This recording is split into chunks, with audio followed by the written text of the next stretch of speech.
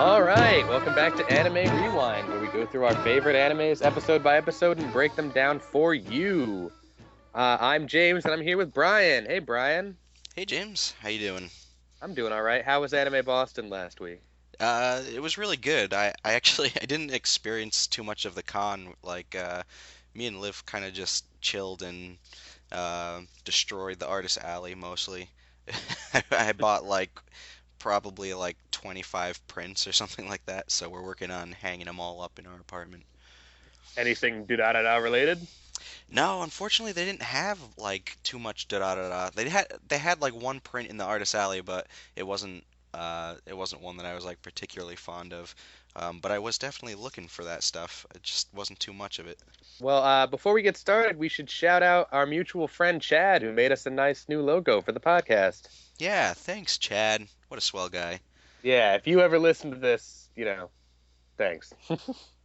Okay, so today's episode 5, and the title is False Advertising, which at first I thought was a bad title, but then it kind of fits actually, because this episode deals a bit with Kita, and he kind of, puts on a happy face all the time, but apparently, he's got deeper shit going on. So it opens up with the teacher, the teacher who was checking out Henri in episode 2 is being like chased down a dark alley by Celti for some reason. Right. Yeah, so Celty is chasing him down. He's got a suitcase in his hand, and he's like pleading for his life. He's like, I'll give it to you, just, go away. He's terrified, and then right as Celty's about to grab the suitcase from him, she gets like stabbed through the arm by this like shadow silhouette creature with red glowing eyes. Yeah, it kind of reminds me a little bit, if you've seen Bakano, of like the Rail Tracer a little bit, because he's like a shadowy monster with red glowing eyes. Right, yeah. There's definitely influence from that, I think. So, yeah, he like stabs her through the arm, and Celty turns around to swing her scythe at it, and it's like gone by the time she can even do that.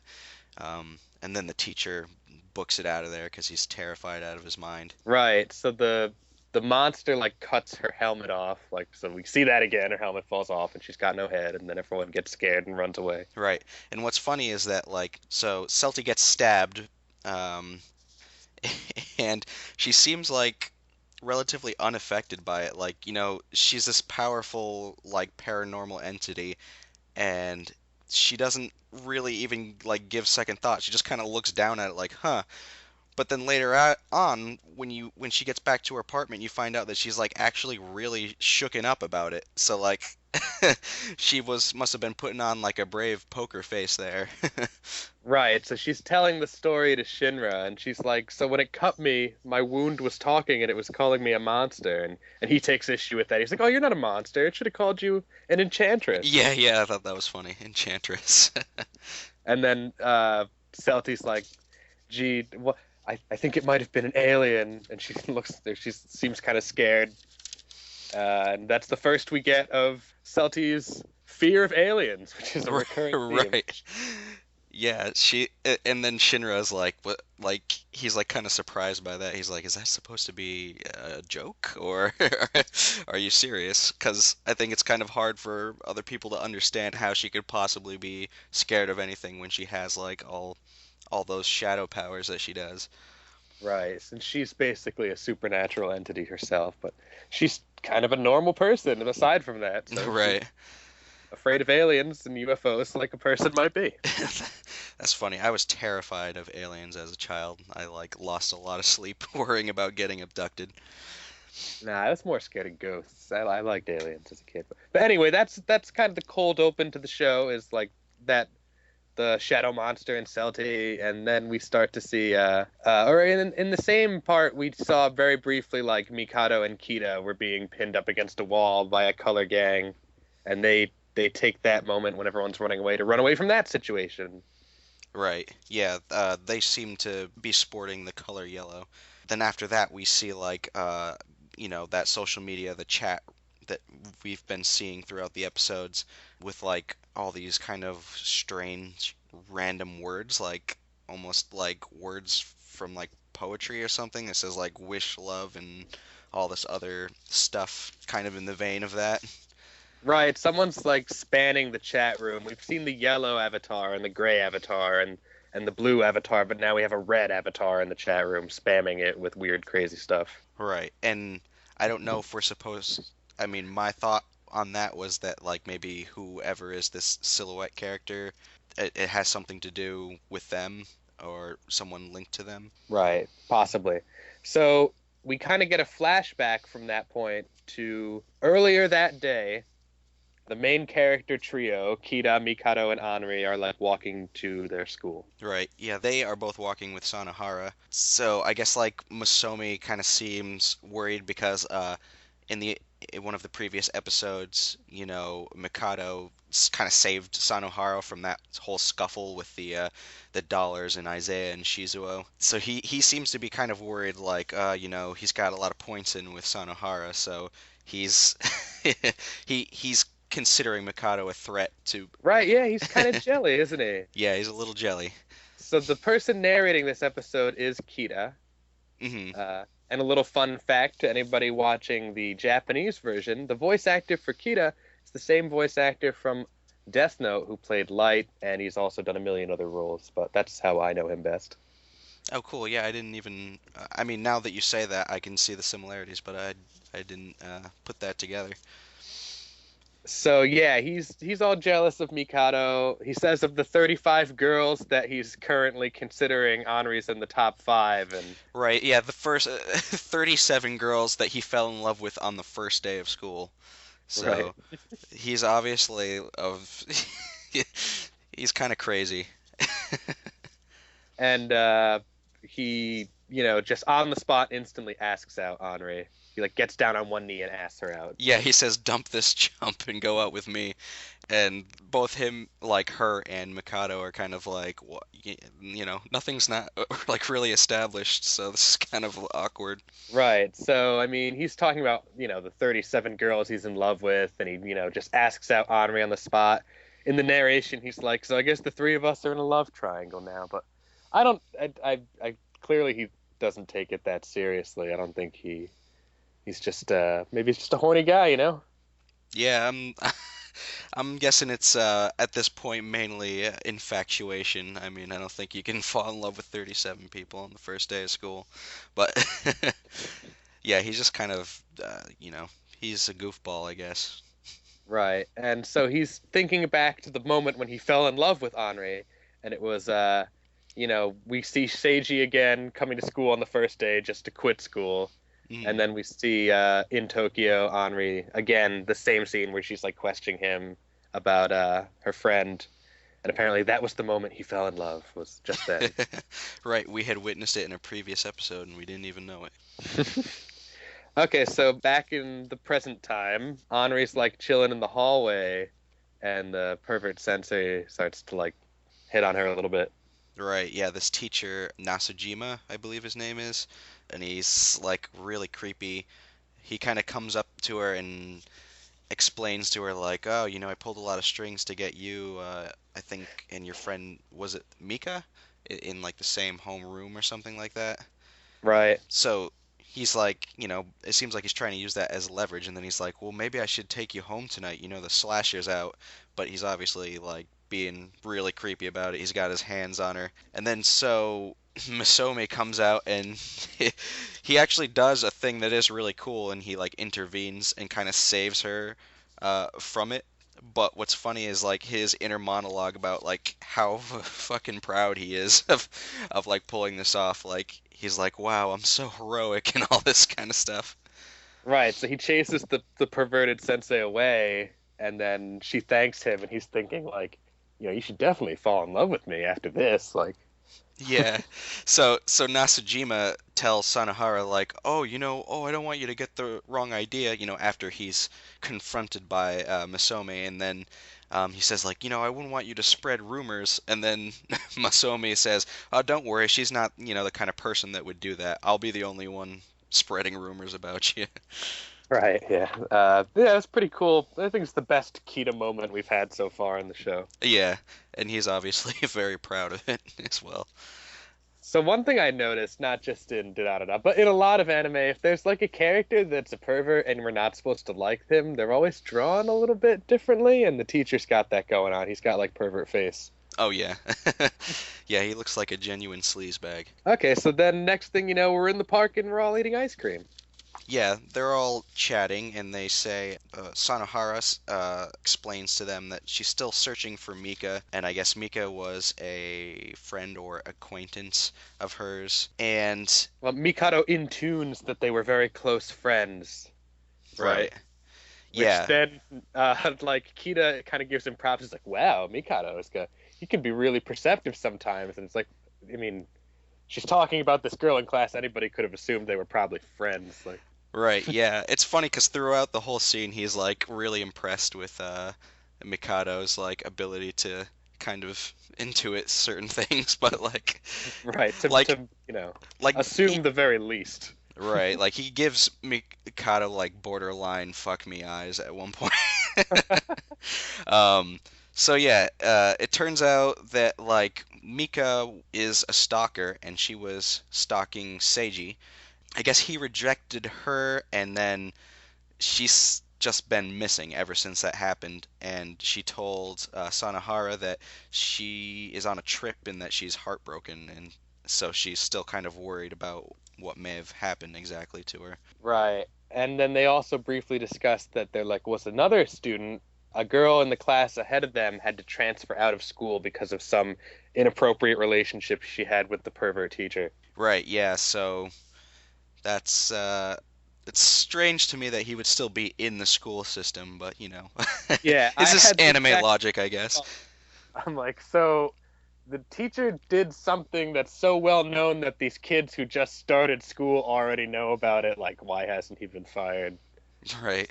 But So also Sanahara explains how she kind of had like a symbiotic relationship with Mika. They kind of like depended on each other. Like Sanahara wasn't very social and Mika was, so she kind of helped introduce her into like her social ring and stuff like that. And apparently Sanahara's role was to just basically make her look better, or Mika look better by comparison, which seems like a pretty shitty thing to do, especially this from a is friend.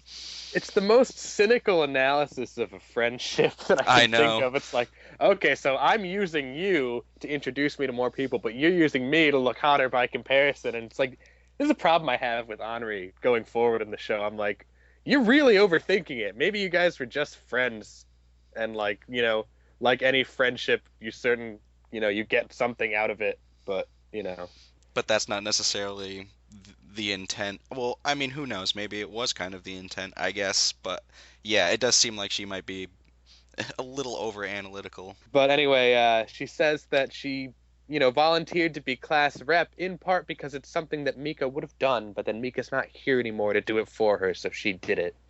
Right. Yeah, so she says that she's realized that since Mika left that she actually really doesn't need her, and now she's been striving to become like even better than her. Right, and she says she almost feels a little bit guilty about it because, it's only because she disappeared. And then Mikado gets super serious and stands up straight and he's like, you shouldn't feel bad about it. You're doing the right thing. Yeah, you are so noble. And that's what really gives like Masome like those fuck me eyes. He really digs that he said that.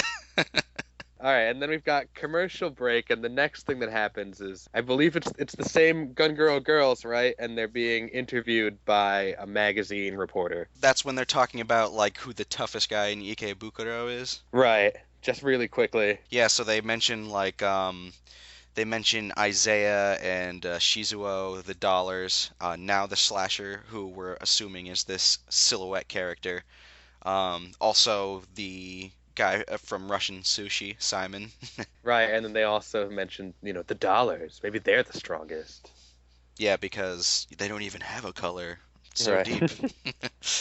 Okay, so then we cut back to our main character trio. Henri's gone home. Kita and Mikado are talking, and they're talking about Seiji and Mika, and they're like, well, maybe, she kidnapped him or something. Yeah, Mikado theorizes that Mika kidnapped Seiji, so he's kind of figuring out like, well, how would we figure this out and help them?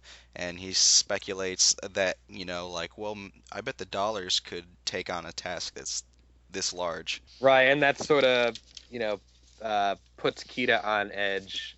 And he's like, What are you thinking about joining the dollars? You should really, not think about associating with them." Right. Yeah, he's really worried that he's gonna get mixed up in a bad crowd. And that's when they part ways. And then we get a kind of a big reveal about Kita in the narration. He reveals that he's been seriously depressed for the months leading up to when Mikado arrived. Right, yeah, and he seems genuinely grateful for having Mikito as a friend and there in the city with him, and says that it's been helping give him more confidence and things like this. Right, and it's at this point that he spies a group of yellow color gang members chilling out in the park, and he does the Cowboy Bebop, like, point your finger gun and say bang at them. Oh yeah, and right as he does, the fountain goes up. So poetic. So yeah, then after that scene, we see the chat again.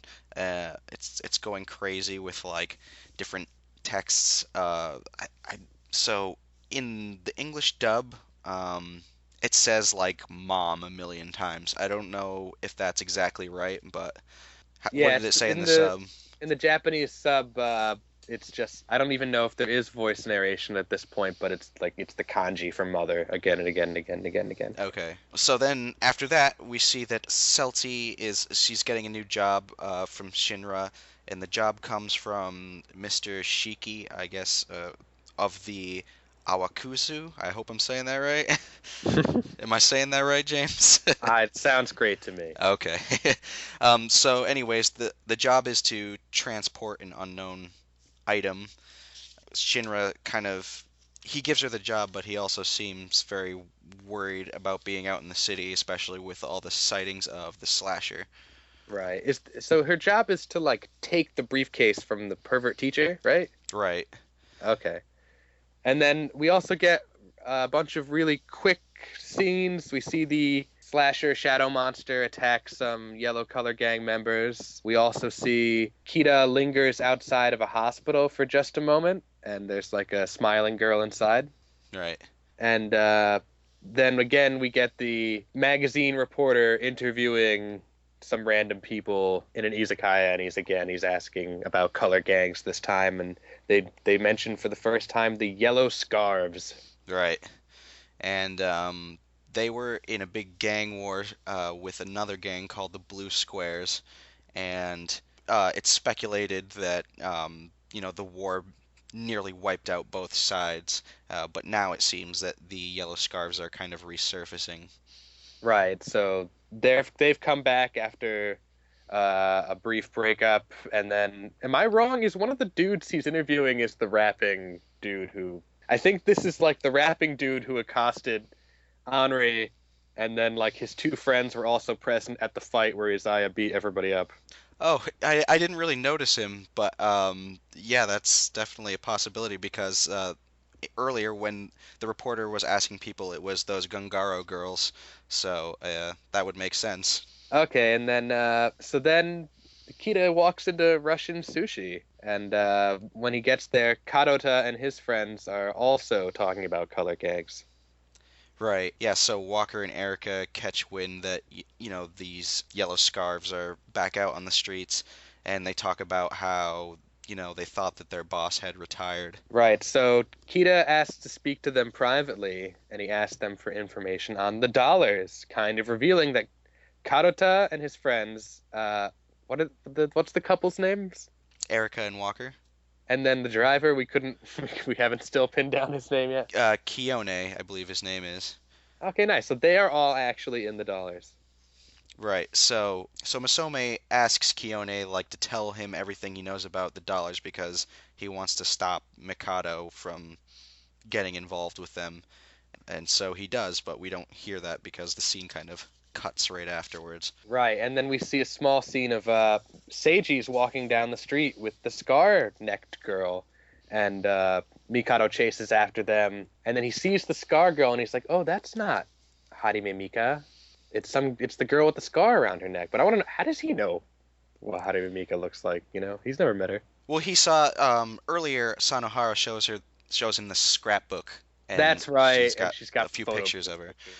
So yeah, then he sees Misome being led off by a bunch of people who are wearing yellow, so we're assuming they're yellow scarves, and he follows them to try to save Misome, but right before anything big like a huge fight can break out or something like that, the slasher intervenes and chops up the yellow scarves, or we're to assume we just see a splatter of blood against the wall, so.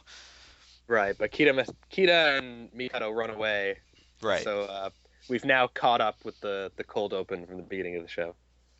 right. And so let me ask you, before this scene starts, before he sees Seiji with that girl with the scar on her neck, he's being followed by two guys with suits, and then right after he spots Misome off with the yellow scarves, he goes off to try to intervene with that, and then you just see the guys in suits just walking off casually. Do you know what that means? Because I was completely lost on that part. Yeah, so he's being tailed by some men in suits, and it would be spoilers to discuss why I think that's happening, but I think he is being tailed by men in suits. Okay. All right, I just wanted to make sure there wasn't some important part that I missed, but No, but that is a thing that's easy to miss, but yeah, I think it definitely has implications. so after this, Misome has a bit of a narration where he says that he relies on Mikado and how he's gained genuine confidence. He says like his normal false vibrato has actually become a real one, and he talks about maybe even being confident enough to see her again. So we don't know who she is, but could be presumed possibly a love interest or something along those lines. Right, and then the very next scene is the smiling hospital girl gets a visit from Izaya, and he asks, Right. "How's your boyfriend doing?" And she says, "Oh, he comes by to see me sometimes. He was here today, looking at the spot where Kita had previously lingered." And then we see on her phone, like a photo booth picture, a selfie of those two together is Right. her phone background. And yeah, they seem to be well acquainted with each other, her and Isaiah, so I don't know what their business is, but they got something going on. Right. We get a really quick scene of the magazine reporter, coming home to his house and saying, like, "Haruna, I'm home," which is the name of the girl who had a problem with the pervert teacher. And then we see her in her room, really completely black, dark room, and she's like leaning over her computer, really nerdily. Right. And finally, we see like a big spew of speculation in the chat about all the incidents that took place. And then right after that, Masome's narration takes off again, and he's still like into this love triangle idea, and he's like, well, maybe I'll continue on with this love triangle, even though they've really only been together for like 3 days. But Right. He's only just met this girl, and Mikado's only been in town for like less than a week, but he seems content. He seems at peace at the end of the episode.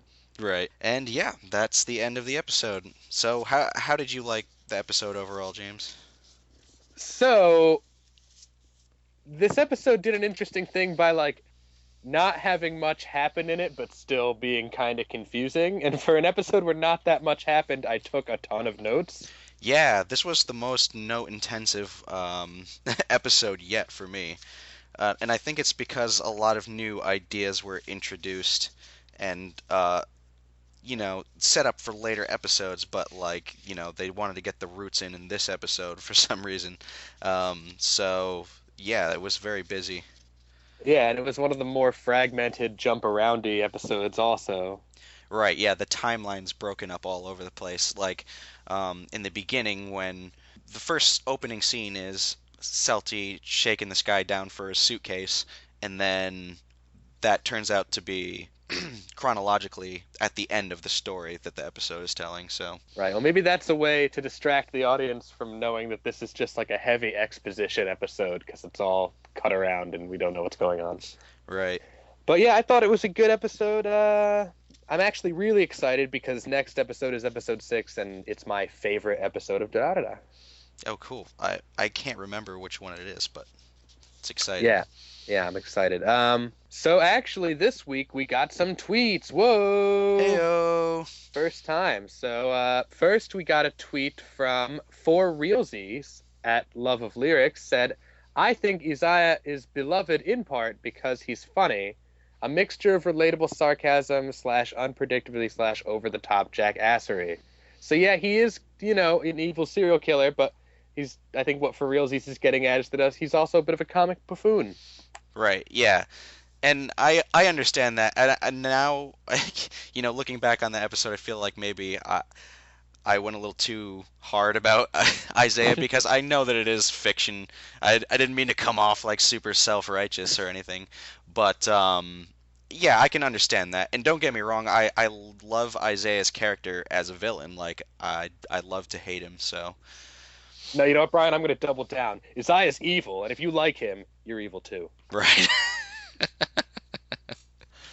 We got another tweet from Squirrel Spellboy at SS Spellboy. Loving your work so far. I was just rewatching the series with Spanish sub, which are pretty rubbish, so I'm learning a lot from you. Yeah, I thought that was pretty interesting because I didn't even think that other countries might not have good translations and that a podcast like this could kind of help you understand the episode a little bit better.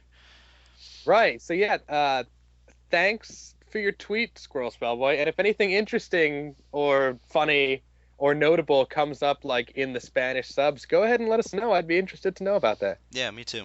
And then our last tweet is from Jesse at Jessbez, who says, "Just so you guys know, I really appreciate your work. Keep it up," which is a great thing, sweet thing to say. Yeah, thanks.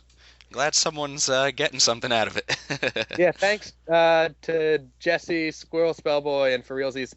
I think maybe one of the reasons we got a bunch of tweets before episode 4 came out is because we had a little bit of a delay. Yeah. Because you kind of went on holiday, and maybe people thought we were giving up, and so they wanted to encourage us. But no, we're not giving up. In fact, we've got 5 Twitter followers. Whoa. Whoa. Basically famous. Yeah. If we get to 10 Twitter followers, Brian, why don't we do a special super long episode on like an anime movie or something to be determined later? Yeah, that'd be cool. I'd definitely be down to do that. You hear that, listeners? 5 more Twitter followers and you get a bonus long episode. Wouldn't that be a Actually, thing? they could just tweet at us what anime movie they want us to do, and we'll do it. Yeah.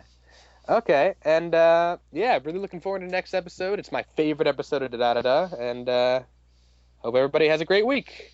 Yeah, take it easy, guys. Later. See you next time.